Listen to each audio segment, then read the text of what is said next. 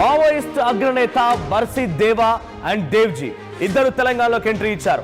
Telangana Maoist కార్యదర్శి అయినటువంటి దామోదర్తో వారికి భేటీ అయినట్టు తెలుస్తోంది. సో తెలంగాణలోకి ముగ్గురు కీలకమైన నేతలు ఎంట్రీ ఇచ్చారు. బర్సీ దేవా, దేవ్జీ అండ్ దామోదర్ ములుగు అడవుల్లో మక్కాం వేసినట్టు తెలుస్తోంది. అగ్రనేతలు తెలుగు రాష్ట్రాలకు చెందినటువంటి మావోలెవరు ఛత్తీస్గఢ్ లో లేరు అంటూ భద్రతా బలగాలు టాప్ లీడర్లు తరిమి కొట్టారంటూ పెద్ద ఎత్తున చర్చ జరుగుతోంది.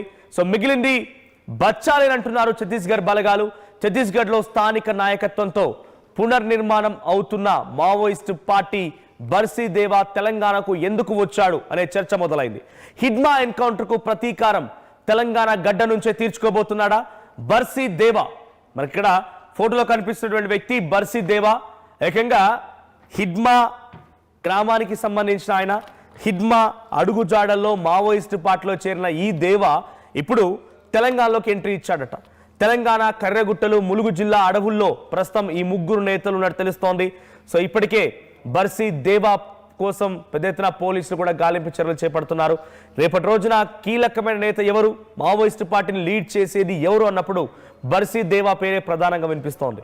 ఈ నేపథ్యంలోనే అటు బీజేపీ పాలిత ప్రాంతాల్లో కానివ్వండి, ఎన్డీఏ అలయన్స్ దగ్గర కానివ్వండి, అటు తెలంగాణలో కూంబింగ్ జరిగి ఎన్కౌంటర్ జరిగాయి, మహారాష్ట్రలో కూంబింగ్ జరిగి ఎన్కౌంటర్ జరిగాయి, ఛత్తీస్గఢ్లో కూంబింగ్ జరిగి ఎన్కౌంటర్ జరిగాయి. కానీ తెలంగాణలో మాత్రం కూంబింగ్ జరిగినప్పటికీ చాలా చిన్న స్థాయి లీడర్లే మాత్రమే మావోయిస్ట్ నేతలే హతమయ్యారు. కానీ కీలకమైన నేతలు ఎవరు కూడా లేరు.